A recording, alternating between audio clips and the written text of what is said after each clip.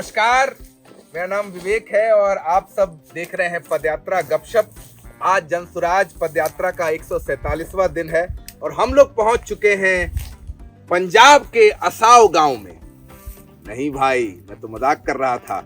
हम लोग पहुंचे हैं सिवान के असाव गांव में और आप देख सकते हैं जो हरियाली यहाँ पर है। खेत मीलों दूर तक, खेतों में सिर्फ फसल ही फसल, गेहूं ही गेहूं।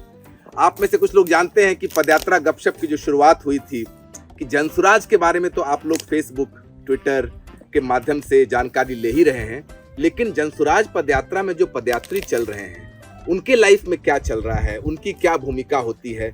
देश के अलग अलग राज्यों से, बिहार के अलग अलग जिलों से अपना परिवार छोड़कर उस यात्रा में आए हुए हैं। कहीं उनका परिवार तो उनको ना छोड़ दे। महत्वपूर्ण संकल्प लेकर आए हैं ताकि बिहार में एक बेहतर व्यवस्था बन सके।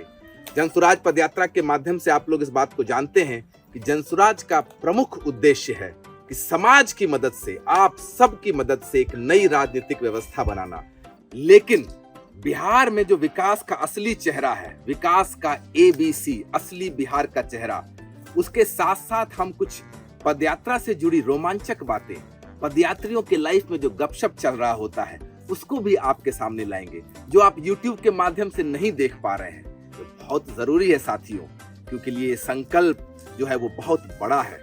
ये यात्रा 2 साल चलने वाली है और इसीलिए उसमें हमें टिके रहने के लिए हौसला की जरूरत है, दोस्ती की जरूरत है। और दोस्ती जहाँ होती है वहाँ मनमुटाव भी होती है, खींचातानी भी होती है। उसी संदर्भ में पिछली एपिसोड में हमारे साथ अनीश जुड़े थे और अनीश ने एक व्यक्ति का नाम लिया था, एक जनसुराजी का नाम लिया था, विष्णु जी। आज हम विष्णु जी से बात करने वाले हैं इस पदयात्रा गपशप के इस एपिसोड में। और देखिए विष्णु जी कहाँ पहुंचे हुए हैं। आप देख सकते हैं हम लोग बिहार के खेत में हैं और वो कहावत है कि जहां न पहुंचे गाड़ी वहां पहुंचे जनसुराजी। विष्णु जी, स्वागत है आपका पदयात्रा गपशप के कार्यक्रम में। कैसे हैं आप? बहुत। क्या कर रहे थे आप? अभी बस देख रहा था जिस जमीन को हम बेहतर बनाना चाहते हैं उसमें क्या क्या बीमारियां आती हैं। जमीन के संदर्भ में भी है और बिहार वासियों के संदर्भ में भी है। और आपको थोड़ा तेज बोलना होगा क्योंकि गपशप जो कार्यक्रम है वो बहुत बिल्कुल। लो बजट पे हम लोग चला रहे हैं तो इसीलिए आपको थोड़ी आवाज ऊंची रखनी होगी। हौसला है तो बजट आड़े नहीं आना चाहिए। क्या बात है, क्या बात है। बोलूंगा। राजनीति के साथ साथ आप में एक सामाजिक परिपक्वता भी दिख रही है कि आपने एक बड़ी बात कह दी कि आपकी नजर है, आपने देख लिया। एंकर आप मत बनिए। विष्णु जी, हमारे जो दर्शक हैं जो हमें देख रहे हैं पिछले 2-3 हफ्ते से, वो जानना चाहेंगे कि थोड़ा अपने बारे में बताएं, अपना नाम, अपना परिचय, कहाँ से आप? जी, मेरा नाम विष्णु प्रकाश मिश्रा है। मैं उत्तर प्रदेश के बाराबंकी जिले से आता हूँ। मैंने अपनी प्रारंभिक पढ़ाई लखनऊ में करी है और इंजीनियरिंग करी है पंजाब से। 2-3 साल से पिछले अपनी प्राइवेट जॉब छोड़ के UPSC की तैयारी कर रहा था और जाहिर सी बात है उसमें अभी तक सफल नहीं हो पाया था। लेकिन हमारा हमेशा एक राजनीति की तरफ रुझान रहा है। प्रशांत किशोर जी को जानने समझने के बाद जब धरातल पे उन्होंने कुछ करने का प्रयास किया तो मुझे बहुत सही समय लगा कि अब जाकर उसको मदद करनी ही चाहिए। इसलिए मैं बिहार में। बहुत बहुत धन्यवाद विष्णु भाई। जैसा कि हम लोग जानते हैं कि यह जो पूरी पदयात्रा है वो बिहार में एक नई व्यवस्था बनाने की है, लेकिन आप यूपी से हैं और हम लोग देख रहे हैं कि यूपी नहीं, कोई तेलंगाना से, कोई हैदराबाद से, तो आपको यूपी से खींचकर बिहार की राजनीति में क्या इंटरेस्ट आ गया, या कुछ और बात है जो आप बता नहीं रहे? नहीं, इसका जवाब मैं बहुत अच्छा नवाज देवबंदी जी का एक शेर है उसके माध्यम से आपको देना चाहूँगा कि जलते घर को देखने वालों, उसका छप्पर आपका है, आगे आगे तेज हवा है, पीछे मुकद्दर आपका है, वो उसके कत्ल पे मैं चुप था, मेरा नंबर अब आया, मेरे कत्ल पे तू चुप है, अगला नंबर आपका है। बिहार हो या उत्तर प्रदेश, समस्याएं एक सी हैं। मजदूर बिहार में, उत्तर प्रदेश के पूर्वांचल से पूरे भारत में आपको मिल जाएगा। भ्रष्टाचार वैसे ही है।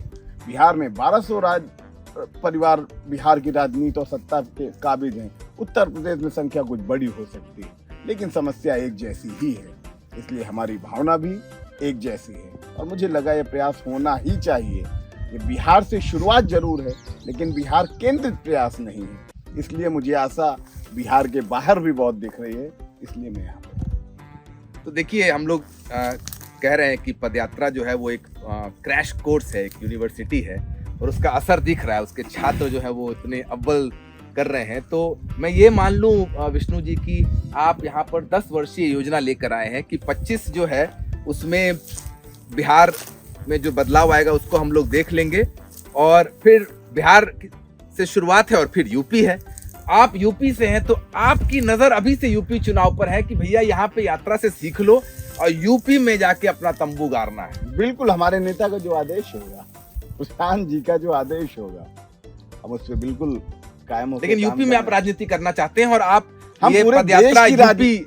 मेरा जन्म उत्तर प्रदेश में हुआ है सर, मैं पूरे देश की राजनीति करना चाहता हूँ। आप मुझे यूपी में सीमित करना क्यों चाहते हैं? आप छात्र राजनीति आपने किया है? नहीं, वैसे नहीं, आप कह सकते हैं सामाजिक राजनीति मैंने की। बचपन से ही समाज की जो भी, मेरे घर में भी अगर मुझे कोई कमी लगी तो मैं उसके लिए अपने पिताजी से, जिनसे हो सकता था उसके लिए लड़ा। जहाँ कहीं मुझे लगा, जो मैंने अभी शेर सुनाया था उसका संदर्भ यही है। और अंग्रेजी आप बेहतर समझते हैं तो अंग्रेजी में भी कहावत है, injustice anywhere is danger to justice everywhere.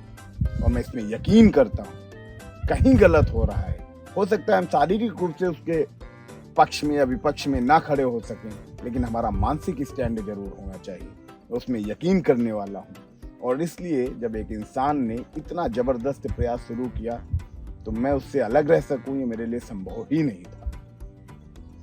पदयात्रा गपशप, जैसे आप लोग जानते हैं कि बिहार में जो गंभीर बातें हैं उसके साथ साथ हंसी मजाक का भी एक कार्यक्रम है, लेकिन आपने जो बात बोली है वो काफ़ी अपने दिल को चुभाने वाली बात है कि बात आज बिहार और यूपी की नहीं है, बात है कि कैसे एक नई राजनीतिक व्यवस्था बना जाए और जो नई राजनीतिक व्यवस्था हो वो सब लोग मिलकर बनाए, एक समाज खुद को अपना विकल्प बनाए, समाज किसी पर भरोसा टिके नहीं। और इसीलिए आप कह रहे हैं कि injustice anywhere is threat to justice everywhere. Martin Luther King Junior ने कहा था और आप उनको इन्वोक कर रहे हैं। बहुत बहुत धन्यवाद। हल्का आगे चलते हैं विष्णु जी। तो मैं जानना चाहूंगा कि आप कैंप में यहाँ पे कितने दिन से हैं? मैं 30 अक्टूबर को आ गया था, मेरा 16 अक्टूबर को हिमाचल सर्विसेज का एग्जाम था और उसको दे के कुछ दोस्तों के साथ अपना समय बिता करके मैं 30 तारीख को आ गया था। और तो लगभग अभी 4 महीने हो गए आपको? जी जी। बीच में एक बार भी आप घर नहीं गए? नहीं, एक बार गया था, कुछ काम था, 7-8 दिन के लिए, फिर वापस आ गया। अच्छा, प्रशांत जी ने संकल्प लिया है कि जब तक पूरी पदयात्रा न हो जाए गाड़ी पर पैर नहीं रखेंगे और घर नहीं जाएंगे जी। तो क्या यह संकल्प सब पदयात्रियों ने भी लिया है? संकल्प बिल्कुल लिया है, लेकिन यथोचित संकल्प लिया है। अब घर में ऐसा काम आ गया, जाना पड़ा, गया। आने के 7वें दिन प्रशांत जी ने एकेडमिक कोऑर्डिनेशन का काम दिया तो पदयात्रा के माध्यम से नहीं कर सकता था तो गाड़ी से चला। अभी प्रचार का काम दिया हुआ है तो जाहिर सी बात है प्रशांत जी के आगे चलना पड़ता है तो वो करते हैं।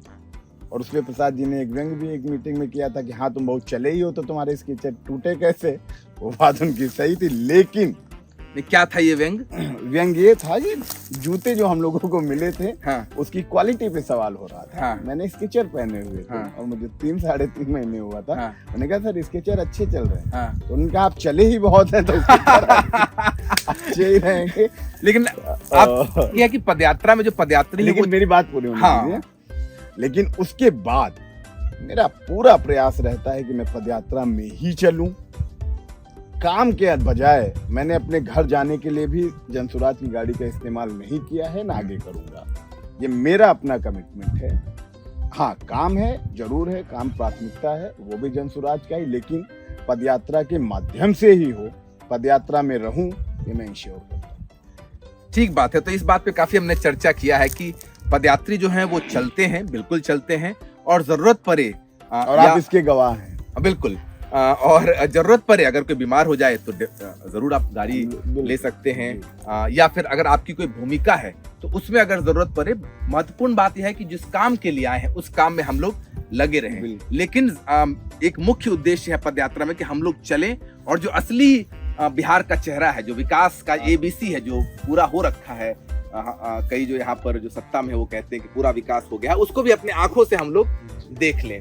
तो और क्या क्या भूमिका रहती है पदयात्रा में चलने वाले पदयात्रियों के, ये एक खासा मैं कहूँगा कि एक जिज्ञासा रहता है जो लोग हमें देख रहे होते हैं। और आपकी भूमिका बताया प्रचार में रही है, तो उस पर थोड़ा बताएं कि पदयात्रा में आने के बाद बहुत लोगों को लगता है कि चले आए सो गए, खाए चले आए सो गए, लेकिन वैसा है नहीं। तो थोड़ा कैंप के लाइफ के बारे में विष्णु जी बताइए।